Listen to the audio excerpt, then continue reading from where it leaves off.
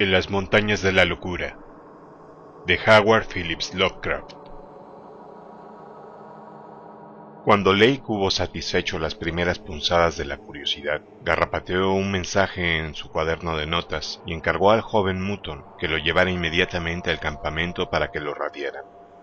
Fue aquella la primera noticia que tuve del descubrimiento, y en ella se hablaba de la identificación de conchas primitivas, de huesos de ganoides y placodermos, de vestigios de laberintodontes y tecodontes, de grandes trozos de cráneos de mesozoarios, vértebras y pedazos de caparazones de dinosaurios, de dientes y huesos de alas de pterodáctilos, de restos de aves primitivas, dientes de tiburón del Mioceno, cráneos de aves primitivas y de otros huesos de mamíferos desaparecidos, como los paleoterios, los gifodontes, los gifoideos, los oipídeos, los oredontes y los titatoneros.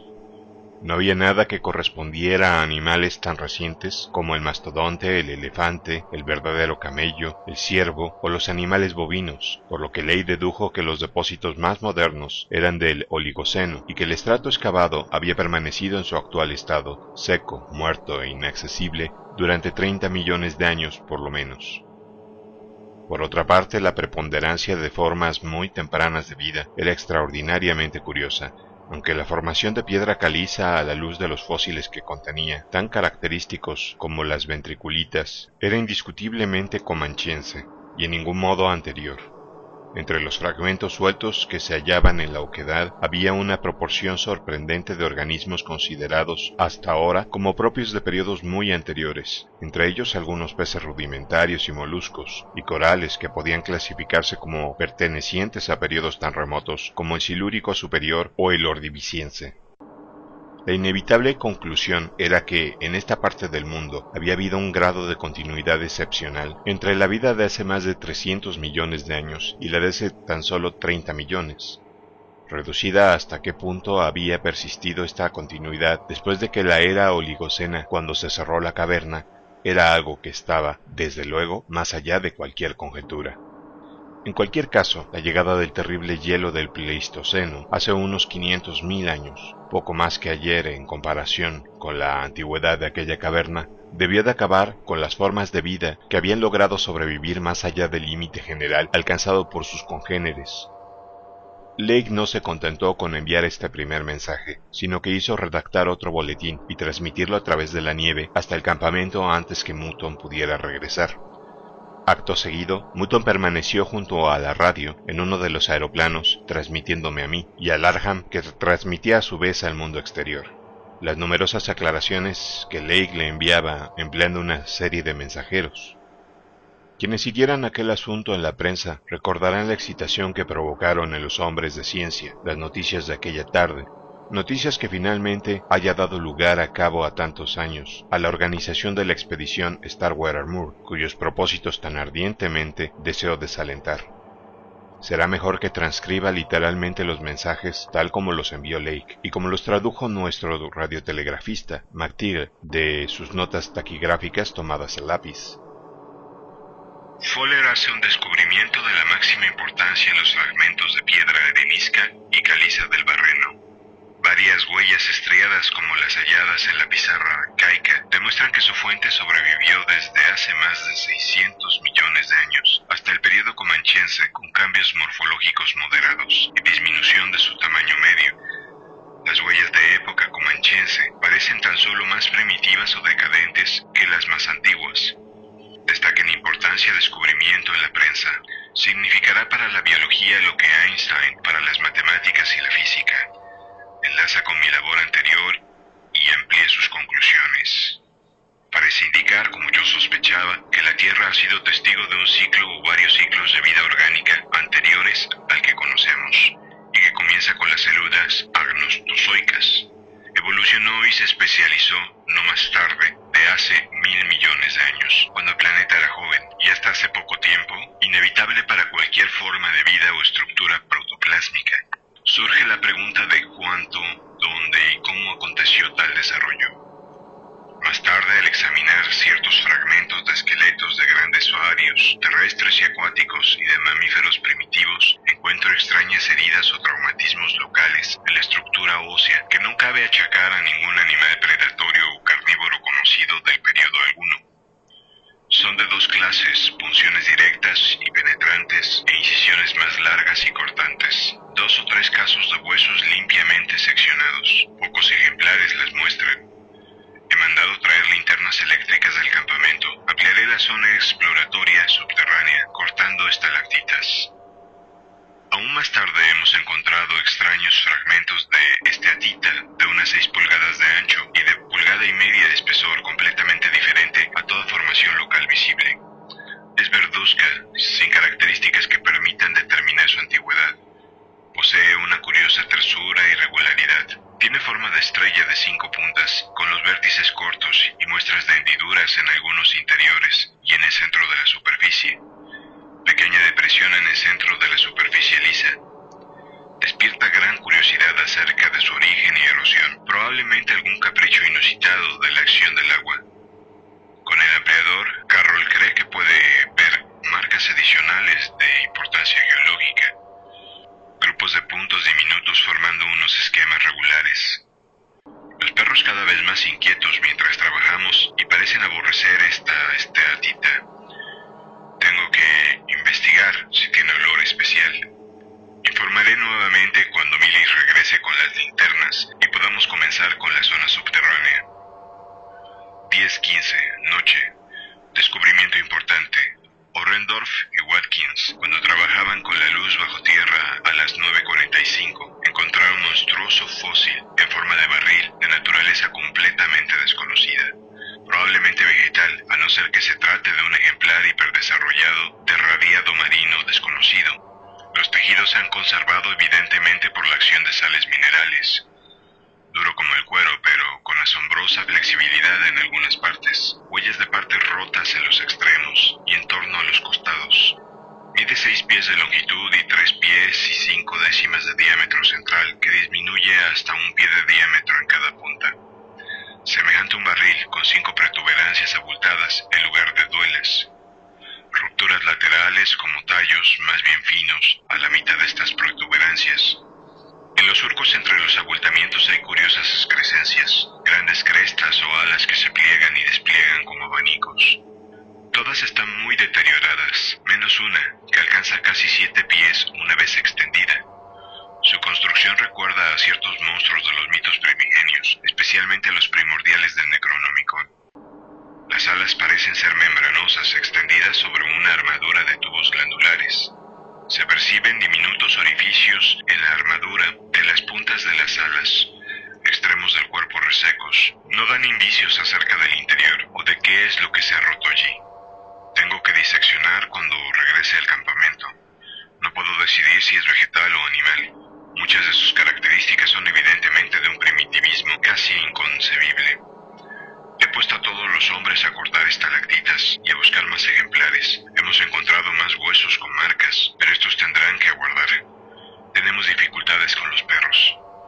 No pueden soportar la presencia del nuevo ejemplar y probablemente lo destrozarían si no los mantuviéramos a distancia de él. 11:30 noche. Atención, Dyer, Peabody, Douglas. Asunto de la mayor importancia, yo diría que trascendente. Arkham debe retransmitir a la estación de Kingsport Head inmediatamente. Extraña forma semejante a barril es el objeto arcaico que dejó las huellas en las rocas. Mill, Baudreau y Fowler han encontrado un núcleo de otras 13 en punto subterráneo a 40 pies de la entrada, mezclados con trozos de esteatita, curiosamente redondeados y configurados, más pequeños que el encontrado anteriormente, con forma de estrella, pero sin señales de rotura, excepto en algunas de las puntas. De las muestras orgánicas, 8 parecen en perfecto estado, y con todos los apéndices. Los hemos sacado todas a la superficie, después de alejar a los perros. No pueden soportar su presencia. Atención a la descripción, repetidnosla para confirmar. Los periódicos tienen que transcribirla exactamente. Los objetos tienen una longitud total de 8 pies, el torso en forma de barril, con 5 protuberancias de 6 pies de longitud, 3 pies y 5 décimas de diámetro central y 1 pie de diámetro en los extremos.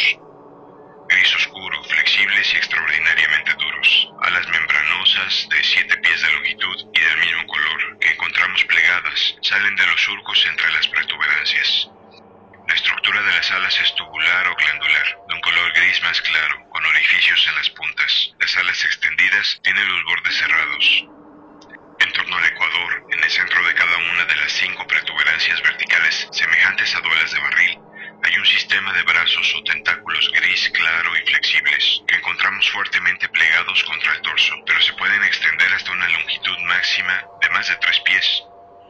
Se asemejan a los brazos de los crinoideos primitivos. Tallos sencillos de 3 pulgadas de diámetro se ramifican a distancia de unas 6 pulgadas en otros 5 tallos, cada uno de los cuales se subdivide al cabo de 8 pulgadas, en pequeños tentáculos o zarcillos abusados, que dan a cada tallo un total de 25 tentáculos. En la parte superior del torso, un cuello romo, bulboso, de color gris claro con indicios de algo que se asemeja a branquias, sostiene lo que parece ser una cabeza amarillenta con forma de estrella de mar cubierta de pelillos o cilios muy recios de varios colores elementales. La cabeza gruesa y como hinchada mide unos 2 pies de un extremo al otro, con tubos amarillentos y flexibles de unas 3 pulgadas que salen de cada punta. Hendidura en el centro exacto de la parte superior, probablemente un orificio de respiración. En el extremo de cada uno de los tubos, abultamiento esférico, en donde la membrana amarillenta se repliega al tocarla, dejando ver un globo vidrioso irisado y rojizo, evidentemente un ojo. 5 tubos rojizos algo más largos salen de los ángulos internos de la cabeza estrellada y terminan en partes hinchadas del mismo color, semejantes a bolsas que al apretarlas se abren y muestran orificios con forma de campana de 2 pulgadas de diámetro como máximo, recubiertos de salientes afilados, blancos y semejantes a dientes, probablemente bocas. Todos estos tubos, cilios y puntas de la cabeza estrellada los encontramos firmemente plegados, con los tubos y las puntas fuertemente adheridos al cuello bulboso y al torso. La flexibilidad es sorprendente a pesar de la extraordinaria dureza.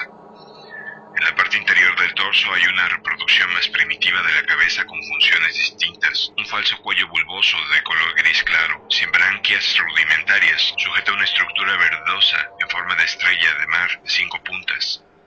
Brazos recios y musculados, de 4 pies de largo y de grosor, en disminución a partir de un diámetro de 7 pulgadas en la base de hasta 2 y 5 décimas en los extremos.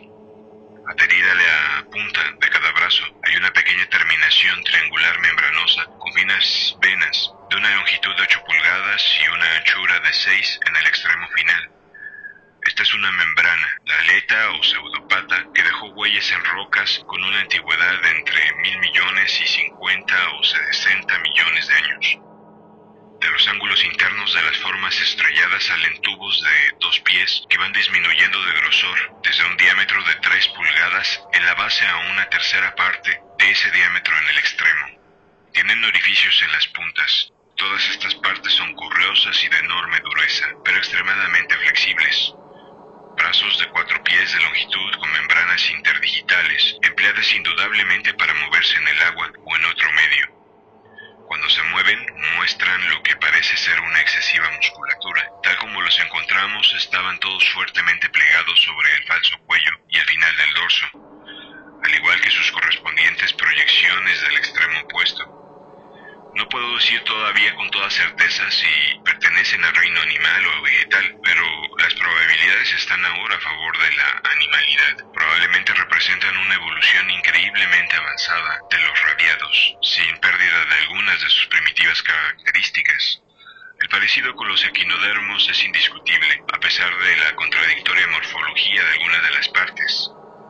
La estructura alada causa perplejidad en vista del probable hábitat marino, pero puede que fuera utilizada para navegación acuática.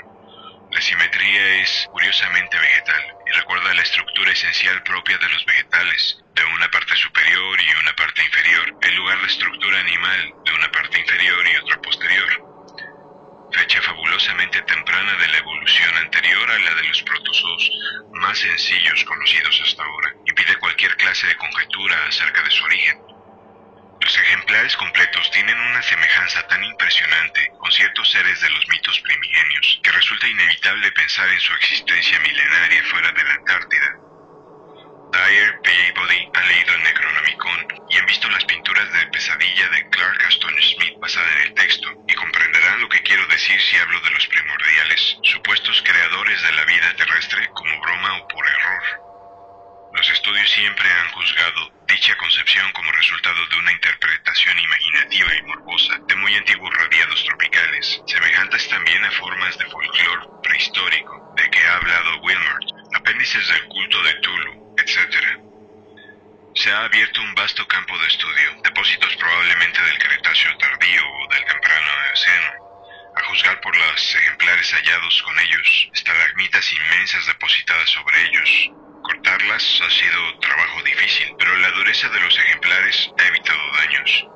Estado de conservación milagroso, evidentemente por efecto de la piedra caliza. No hemos hallado más por el momento, pero reanudaremos la búsqueda más tarde. Lo difícil ahora es llevar 14 enormes ejemplares al campamento, sin los perros, que ladran frenéticamente y no se les puede dejar cerca de ellos. Con 9 hombres hemos dejado 3 para vigilar a los perros. Podremos manejar los 3 trineos bastante bien, aunque el viento es fuerte. Tenemos que establecer comunicación aérea con la bahía de McMurdo y comenzar a enviar material. Pero he de hacer disección de uno de estos seres antes de enviar los demás. Ojalá tuviera aquí un verdadero laboratorio. Dyer debería darse bofetadas por tratar de impedir mi excursión al oeste. Primero las montañas mayores del mundo y luego esto. Si no es la culminación de la expedición, no sé qué podrá hacerlo. Hemos triunfado científicamente. Felicito a Peabody por la taladradora que abrió la caverna. Ahora, ¿puede el Arham repetir la descripción, por favor? Lo que Peabody y yo experimentamos al recibir este informe es indescriptible, y no le fue a la saga el entusiasmo de nuestros compañeros. McTeague, que había traducido apresuradamente los pasajes principales según se iba recibiendo, escribió ahora todo el mensaje traduciéndolo de la versión original en taquigrafía y lenguaje telegráfico, tan pronto como cerró la emisora de Lake. Todos se daban cuenta del significado de aquel descubrimiento que hacía época, y yo envié mi felicitación a Lake tan pronto como el radio de Arham repitió la descripción como se le había pedido. Siguiendo mi ejemplo Sherman, desde su campamento en el depósito de la bahía de McMurdo, y el capitán Douglas del Arham. Más tarde, como jefe de expedición, añadí algunos comentarios, para que se transmitieran desde el Arham al mundo exterior. Naturalmente era absurdo pensar en dormir en medio de tantas emociones, y mi único deseo era llegar al campamento de Lake lo antes posible. Fue una gran decepción cuando me mandó decir que una creciente tempestad de viento que soplaba de las montañas hacía imposible volar por el momento. Pero al cabo de 1 hora y media volvió a aumentar el interés desvaneciendo la desilusión. Nuevos mensajes de Lake hablaban del feliz traslado de 14 de los grandes ejemplares al campamento. La tarea había sido dura, pues aquellas cosas tenían un peso sorprendente, pero entre 9 hombres habían logrado hacerlo muy limpiamente. A la sazón, parte de lo que formaban el grupo estaban construyendo apresuradamente con vallas de nieve y a segura distancia del campamento, un cercado al que pudieran llevarse los perros para facilitar su alimentación. Los ejemplares quedaron tendidos sobre la nieve, endurecida cerca del campamento, excepto uno con que Lake estaba realizando burdos ensayos de disección. Esta disección parecía ser tarea más ardua de lo que se había supuesto, pues a pesar del calor que proporcionaba una estufa de gasolina en la tienda laboratorio recién armada, los tejidos engañosamente flexibles del ejemplar elegido, robusto e intacto, no perdieron nada de su correosa dureza. Lake no acertaba con el modo de hacer las necesarias incisiones sin recurrir a una fuerza bruta que podría alterar los detalles estructurales que buscaba. Es cierto que disponía de otros 7 ejemplares en perfecto estado, pero eran demasiado pocos para utilizarlos imprudentemente, a no ser que la caverna suministrara más tarde una cantidad ilimitada de ellos. Por esta razón, sacó el ejemplar en que trabajaba y entró a rastras a otro, que aunque conservaba trazas de las formas de estrella de mar en sus 2 extremos, estaba aplastado de mala manera y deformado en parte a lo largo de uno de los 2 grandes surcos del torso. Los resultados rápidamente comunicados por radio fueron desconcertantes y decididamente estimulantes. Era imposible realizar una disección escrupulosa o exacta con unos instrumentos casi incapaces de cortar aquellos anómalos tejidos, pero lo poco que se consiguió nos dejó asombrados y estupefactos. La biología vigente tenía ahora que revisarse enteramente, pues aquello no era producto de ninguna clase de evolución celular de que la ciencia tuviera conocimiento. Apenas había habido sustitución mineral, y a pesar de una antigüedad tal vez de 40 millones de años, Los órganos internos estaban completamente intactos. Aquella calidad correosa, resistente al deterioro y casi indestructible, era un atributo inherente a la organización de aquel ser y pertenecía a algún ciclo paleógeno de evolución invertebrada que trascendía nuestra capacidad de especulación. Al principio todo lo que Lake encontró estaba seco, pero a medida que el calor de la tienda dejó sentir sus efectos de fusión, encontró una cierta humedad orgánica de penetrante y desagradable olor hacia la parte no dañada del ser. No era sangre, sino un espeso flujo de color verde oscuro que al parecer hacía sus veces. Para cuando Lake llegó a este punto de su investigación, los 37 perros estaban ya en el cercado. Todavía sin terminar e incluso a esa distancia, ladraban furiosamente y mostraban gran inquietud ante aquel olor acre y penetrante. Lejos de ayudarnos a clasificar al extraño ser, esa disección provisional no hizo sino aumentar su misterio. Todas las suposiciones acerca de sus miembros externos resultaban acertadas, y en vista de ellas difícilmente podía dudarse de clasificar aquello como animal, pero el examen interno demostró tantas características vegetales que Lake quedó sumido en un mar de confusiones. Tenía sistema digestivo y circulatorio, y evacuaba los residuos naturales por los tubos rojizos de la base en forma de estrella. Tras un examen rápido se diría que su sistema respiratorio eliminaba oxígeno más bien que dióxido de carbono, y se percibían extraños indicios de cámaras de almacenamiento de aire y métodos de cambiar la respiración de los orificios externos, a por lo menos otros 2 sistemas de respiración completamente desarrollados, uno de branquias y otro de poros. Se trataba claramente de un anfibio, y estaba probablemente adaptado también para sobrevivir durante largos periodos de hibernación sin aire. Parecía existir órganos vocales conectados con el principal sistema respiratorio, pero estos presentaban anomalías insolubles por el momento. El habla articulada, en el sentido de pronunciación silábica, apenas resulta concebible, pero era muy probable que pudieran emitir notas musicales, como silbidos de una amplia escala.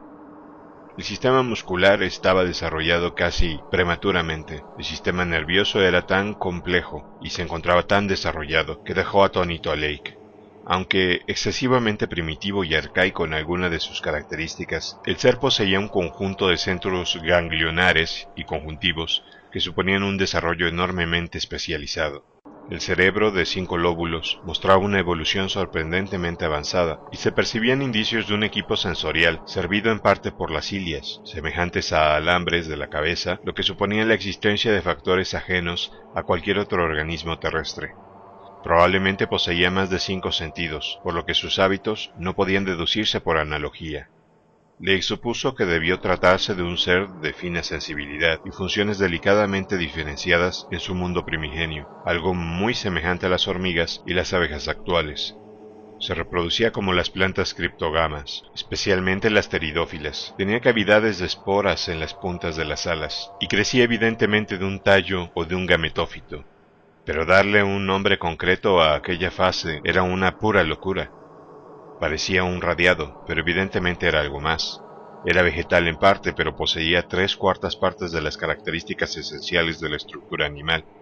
Su contorno simétrico y ciertas otras características indicaban claramente un origen marino, pero se podía determinar con exactitud el límite de sus posteriores adaptaciones.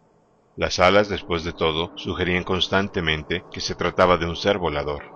¿Cómo pudo sufrir una evolución tan tremendamente compleja en una tierra recién nacida a tiempo de dejar huellas en rocas arcaicas? Resultaba tan inconcebible que llevó a Lake a recordar los mitos primigenios de aquellos ancianos, que bajaron de las estrellas y crearon la vida en la tierra por travesura o por error, y las caprichosas consejas acerca de unos seres cósmicos que, llegados del exterior, habitaron las montañas, contadas por un colega folclorista del Departamento de Literatura Inglesa de la Universidad de Miskatonic. Naturalmente consideró la posibilidad de que las huellas precámbricas se debieran a un antepasado menos evolucionado de los actuales ejemplares, pero descartó rápidamente esta teoría demasiado sencilla cuando consideró las avanzadas características estructurales de los fósiles más antiguos. Si algo mostraban los más modernos eran decadencia, más que una mayor evolución. El tamaño de las pseudopatas había disminuido, y toda la morfología parecía más primitiva y simplificada. Además, los órganos y nervios recién examinados sugerían un peregrino proceso de regresión a partir de formas todavía más complejas. En total, poco se podía decir que había quedado resuelto. Lake volvió a la mitología en busca de un nombre provisional y denominó jocosamente los primordiales a los seres que había encontrado. A eso de las 2:30 de la madrugada, luego de decidir dejar para el día siguiente la continuación de su trabajo y tratar de tener algún descanso, cubrió el disecado organismo con un lienzo embreado.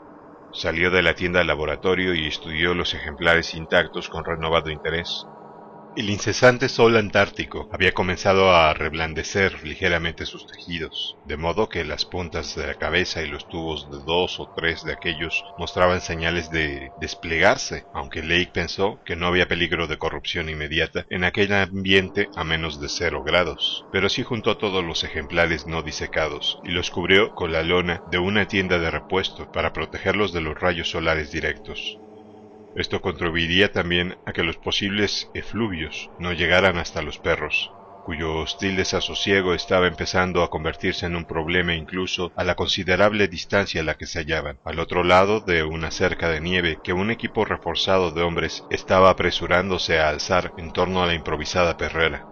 Tuvo que sujetar las esquinas de la lona con grandes bloques de nieve prensada para que no se moviera a pesar del vendaval que se estaba levantando, pues las titánicas montañas parecían prepararse a lanzar bocanadas de viento enormemente fuertes. Revivieron los temores a los temporales antárticos, y bajo la supervisión de Atwood se tomaron precauciones para resguardar con nieve las tiendas, el nuevo cercado de los perros y los toscos cobertizos de los aeroplanos al socaire de las montañas.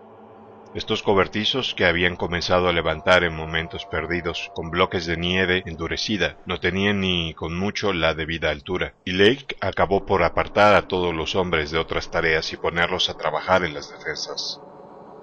Eran las 4 pasadas cuando Lake se dispuso a dejar de transmitir y nos aconsejó que nos retiráramos a descansar, como lo haría él y su gente, tan pronto como las defensas fueron un poco más altas. Mantuvo una conversación amistosa con Peabody a través del aire y reiteró su alabanza en las maravillosas barrenas que le habían ayudado a hacer el descubrimiento. Atwood también transmitió saludos y elogios. Yo felicité a Lake efusivamente y reconocí que tuvo razón al insistir en hacer la excursión hacia el oeste, y finalmente todos acordamos ponernos al habla por radio a las 10 de la mañana siguiente si la tempestad había amainado. Lake enviaría un aeroplano para recoger al grupo de mi base. Justo antes de acostarme envié un mensaje final a Larham con instrucciones de que rebajaran el tono de las noticias del día para el consumo del mundo exterior, pues dar todos los detalles me parecía que podía levantar una ola de incredulidad hasta que fueran comprobados.